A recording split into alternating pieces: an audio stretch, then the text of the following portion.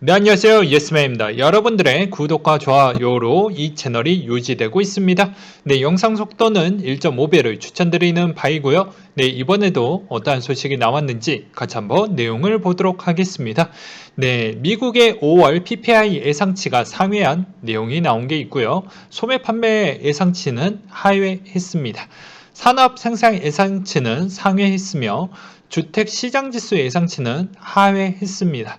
네, 뉴욕주 백신 접종률이 70%를 넘으면서 백신 제한 조치에 따른 그런 규제를 일부 철폐하겠다라는 내용이 나왔는데요. 네, 뉴욕 주지사는 2020년 3월부터 시행된 상점 영업, 스포츠 오락 행사, 건설, 제조업 등에 대한 모든 의무의 제약이 즉시 사라진다라고 선언이 나왔고요. 또한 뉴욕 주민들의 병원, 교통, 학교, 장소를 제외하고 마스크 착용 의무가 해제가 된다고 합니다. 뉴욕주에 따르면 주민 중에 1110만 명이 최소 1회 접종을 받고 980만 명은 백신 접종을 완료했다라는 내용이 나왔습니다. 이게 어떻게 보면 우리한테 또한 좋을 수도 있지만 어떻게 보면 또 우리한테 나쁠 수도 있어요.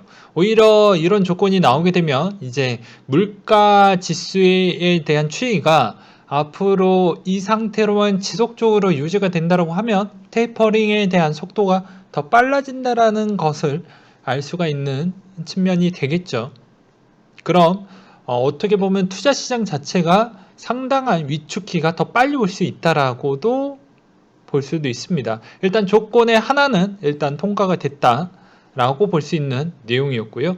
그리고 국내 소식으로는 금통위 의사록에서 완화적 통화정책의 점진적인 정상화 필요성이 필요하다. 뭐 그런 내용이 나왔습니다. 일부 위원들은 완화적 금융 여건이 지속될 경우 중장기적으로 부채 증가와 그리고 부정적 효과를 언급해서 수개월 이내 금리 인상을 시작해야 된다라는 견해를 표명하기도 했고요. 달러 인덱스 추이는 90.54를 기록했다고 합니다. 네, 6월 FOMC 회의를 앞두고 경계 심리가 지속된 가운데 소비지표 부진 및 증시 조정의 영향으로 강보합권으로 마감을 했다라는 내용과 그리고 금가격 추이를 보게 되면 1856달러 선에 마감을 했다라고 합니다.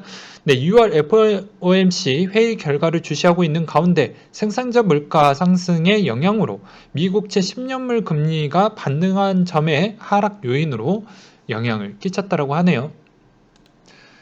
그리고 여러분들한테 매우 중요한 내용이 이 부분이겠죠. 앞으로 중소형 거래에 따른 코인 상패가 상당히 빠르게 진행이 될 것이기 때문에 정말 중요하다라고 다시 한번 말씀을 드리도록 하겠습니다. 그렇기 때문에 해당 포트폴리오에 대해서 과감하게 약간 좀 정리를 해볼 필요성이 있거니와 그리고 중소거래소 쪽을 사용하고 계시는 분들은 거의 사용을 안 하시는 게 낫지 않을까 싶습니다. 그리고 영랑은행 총재에서 스테이블코인 내재 가치를 지닐 수도 있다 이런 내용이 나왔는데요. 이거는 여러 가지 의미가 있지만 여기에 있는 내용을 한번 보도록 하겠습니다. 스테이블코인은 금융 시스템과 안정성에 대한 중요성 측면에서 시스테믹할 가능성이 있다. 시스테믹의 정확한 정의를 내리는 작업이 필요하지만 이는 가계와 비금융 업계에서 신뢰할 수 있는 형태의 지불 수단으로 널리 사용될 수 있다라는 능력을 연결된 것이다. 모든 새로운 형태의 디지털 화폐는 가치 저장소이자 지불 수단으로서 신뢰를 받아야 하며 따라서 스테이블코인은 기존 화폐 형태에 완전히 호환돼야 함을 약속해야 한다. 영국 당국은 시스테믹, 비시스테믹, 스테이블에 대한 대응을 포함해서 지급 결제의 접근법을 고려 중에 있다. 이런 이야기가 나왔는데요. 이 스테이블 코인을 자꾸 힘을 실어주는 배경은 여러 가지 의미가 있습니다. 당장 한 국가에서 어떻게 보면 해당의 CBDC를 좀 더 빠르게 가져가려고 하는 국가도 있는 반면 아니면 미국 같은 나라 같은 경우에는 좀 고민이 많겠죠. 왜냐하면 여러 가지 검토와 테스트를 좀 해보고 신중하게 하는 게 본인들한테 좋을 수가 있기 때문이죠. 오히려 지금 잘 돌아가고 있는 이 현 통화에 대한 시스템에 있어서 악영향을 주었을 때 또 주도권을 뺏길 수 있는 측면도 없지 않아 있을 수도 있고요. 그리고 또 하나 측면으로는 오히려 그 악영향으로 인해서 또 정치인들에 대한 또 투표가 성향이 또 바뀔 수도 있기 때문이죠. 그리고 하나 더 뽑는다고 하면 지금 형태에서 여러 가지 신중성이 조금 더 담겨져 있다고 저는 생각을 하고 있습니다. 그 신중성을 무엇으로 검토하려고 하냐? 스테이블 코인으로 좀 검토하려고 한다라고 봐주시는 게 바람직할 것 같습니다. 그래서 스테이블 코인에 대한 여러 가지 특징이 있겠지만 그래도 그게 가장 근접한 그리고 가장 중요한 특징이다. 이렇게 좀 정리를 해드리고 싶고요. 벡터 앱 이메일을 통한 비트코인 종송 기능이 추가됐다라는 내용이 나온 게 있고 BTC의 공급량의 1%를 돌파했다라고 했습니다. 현재 비트코인 공급량이 1873만 개라고 합니다. 이것의 1%를 넘어선 규모라고 되어져 있습니다. 그래서 상당히 디파이가 핫하다라는 것을 알 수 있는 대목이겠고요. 그리고 또 하나 측면으로는 여기 해당에 있는 어떻게 보면 이 기반으로도 자기에 있는 그 해당에 있는 알트코인 안에서도 비트코인을 계속 머물게 하려고 하는 그런 형태가 그래도 인기가 나쁘지 않구나 라는 걸 알 수가 있는 대목이겠죠. 그리고 볼린저 밴드의 창안자가 비트코인 바닥 도달 다음 목표는 48,000에서 5만 달러라고 이야기가 나오고 있습니다.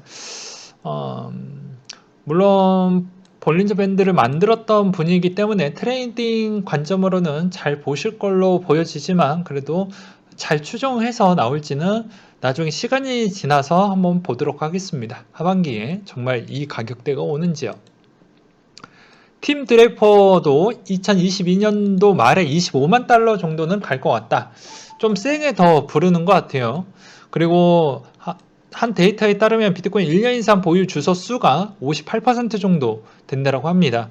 트위터를 통해 올해 1년 이상 보유 주소가 3.9% 증가했고 그 주소 수는 1년 이상 된 주소 수는 2216만 개라고 합니다. 그러니까 즉 그만큼 많이 늘어났다라는 것이겠죠. 그리고 신규도 많이 늘어났다라는 거. 그리고 그만큼 비트를 많이 샀다라는 증명이겠죠. 그리고 캐나다 자산 운용사 포보스 운용에서 비트코인을 추가 매입했다라고 합니다. 그래서 보유량이 19,800개라고 하고요. 54개를 좀 더 샀다라고 합니다. 유명 애널리스트 플랜 B가 두 번째 불마켓으로 가고 있다. 계단식으로 상승하고 있는 것 같다. 내 생각으로는 그렇게 이야기가 나오고 있는 실정이고요. 그리고 오승환 KBO 최초로 NFT 상품화에 이루어지고 있다. 이런 내용이 나온 게 있고 데이터 기업 국가 ETF 비트코인 보유량이 143만 개 이상이라고 나온 게 있습니다. 되게 재밌습니다. 자, 보게 되면 이 중에 33개 상장사가 20만 개 이상 비트코인을 보유 중이고 마이크로 스트레티지가 9만 2천 개 정도, 테슬라가 4만 3천 개, 갤럭시 디지털이 16,400개라고 되어져 있습니다. 그리고 불가리아와 우크라이나 총 합계가 25만 9,870개라고 되어져 있네요. 그리고 대형 채굴풀 CEO가 비트코인 채굴자 친환경 에너지 50% 이상 라고 되어져 있는데요. 이거는 큰 의미가 없습니다. 예. 이미 친환경 쪽 상장된 친환경을 생각해서 하고 있는 채굴 회사들이 꽤 많이 넘어갔다라는 것을 좀 알고 계셨으면 좋겠고요. 그리고 크립토 카운트 비트코인 투자자 공포 심리 개선이라고 해서 크립토 퀀트의 트위터를 통해 최근 조정 이후 비트코인 투자자 공포 심리가 점차 개선되고 있다라는 내용이 나오고 있습니다. 그리고 센티멘트에서 100개에서 1만 개 주소가 지난 25일간 9만 비트코인이 축적이 됐다라고 되어져 있네요. 그리고 미국의 법원 리플의 XRP 해외 판매 거래 증명을 위한 국제 사법 공조 요청을 허가했다라는 내용이 나온 게 있습니다. 그리고 EIP1559 도입의 테스트넷에서 약 700이더를 소각이라고 해가지고 이것으로 인해서 앞으로 점차 소각됐다라고 하니까 이더의 본 모습으로 간다라고 하면 조금씩 더 재밌는 현상이 많이 이루어질 것 같다라는 생각도 들기도 합니다. 그 다음으로 한번 요 내용 보도록 하겠습니다. 이준석 씨가 최근에 또 모 프로그램에 나가가지고 암호화폐에 대한 생각에 대해서 얘기를 좀 해보라고 하니까 바다 이야기에 대한 언급이 해당의 지금의 정부에서 그렇게 비유를 하다 보니까 본인의 생각을 또 꺼낸 것 같아요. 저는 생각이 좀 다릅니다. 그러니까 바다 이야기에서는 산업이 나올 수가 없거든요. 그런데 블록체인이나 암호화폐에서는 산업이 태동할 수 있습니다. 조금은 다른 관점에서 봐야 하지 않을까? 넓은 시장이다. 과다하게 리스크 관리 측면으로 보기에는 좀 어렵다. 그리고 이게 콩고가 출신이죠. 그러니까 더 바라보는 시선이 다르다라고 볼 수가 있습니다. 그리고 본인이 직접 채굴도 해보기도 했고 여러 가지 다 해봤으니까요. 디파이도 해봤으니까. 그리고 그레이스케일 암호화폐 자산 20억 달러 추가했다고 합니다. 최근 20억 달러 상당의 비트코인 암호화폐 자산을 추가했다라고 나온 게 있습니다. 그러다 보니까 되게 재밌는 게 월간, 주간, 일간 단위로 계속 유입이 되어 가고 있다고 해요. 그래서 저번에도 제가 메인 타이틀로 개미만 팔고 누군가는 산다 이렇게도 표현하기도 했죠. 그리고 카카오 NFT 출사표 그란덱스 클립 드롭스 7월달에 선보인다고 하는데요. 최근에 카카오 클레이가 좀 많이 빠지기도 했는데 이게 얼마나 힘을 실어줄지 좀 궁금하기도 하고요. 그리고 비트코인 채굴 업체들 중국 떠나 텍사스로 간다. 텍사스 쪽이 이제 주지사가 되게 짱짱하고 혜택 많이 주고 막 그렇게 나가니까 이쪽으로 더 많이 쏠리는 것 같습니다. 그리고 페이팔에서 알고랜드 분산형 국가 간 네트워크 시작한다라는 내용이 나온 게 있고요. 그리고 업비트에서 NFT 메타를 준비하고 있다라는 증거는 무엇이냐? NFT가 무엇인가요? 해가지고 딱 나왔는데 이제 이분의 주장으로는 조금 신빙성이 있어서 한번 갖고 와봤습니다. 예. 카카오톡 고객센터에서 NFT 버튼 제일 먼저 위에 만들어놨다. 그리고 브레이브걸스 NFT 뿌리면서 코리인들에게 NFT에 대해서 알려주고 있는 실정이다. 바이낸스도 6월 말에 NFT 마켓이 열리게 되는데 업비트도 준비될 가능성이 높게 보고 있는 실정이다. 한국 최초 코빗은 이미 NFT 마켓을 오픈을 했고 결론 업비트에 있는 NFT 양계장에 줍줍할 필요성이 있지 않겠냐.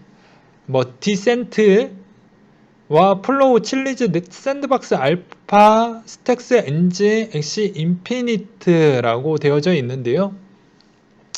약간 주의 종목을 제외한 나머지 부분에 접근을 해보시는 전략은 좀 위험성은 있겠지만 각자 한번 판단을 해보셨으면 좋겠습니다.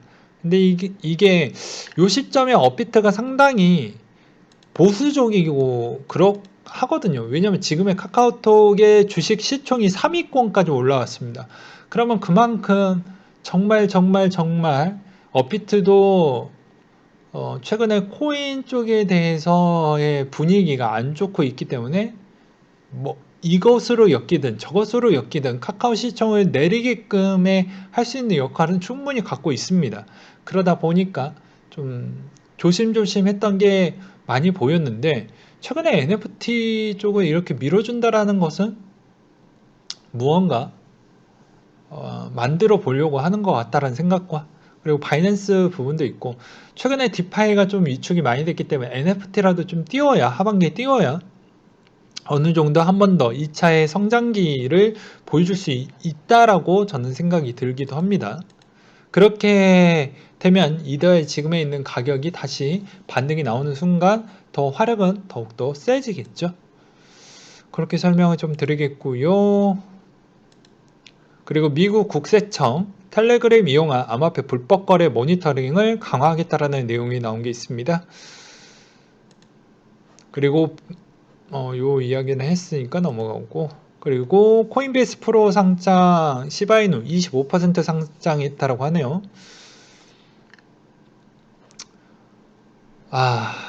아무튼 6월에서 8월 달까지는 정말 지루하고 재미없고 그럴 거예요.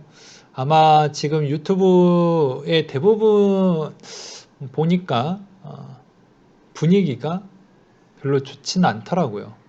네. 대부분 몇 개를 좀 봤는데 별로 좋지가 않습니다. 여전히 한국 사람들에 대한 생각은, 그리고 한국 사람들에 대한 코인에 바라보는 시선은 역시 조급하고 급하다라고 저는 표현하고 싶네요. 네. 이상으로 마치도록 하겠습니다.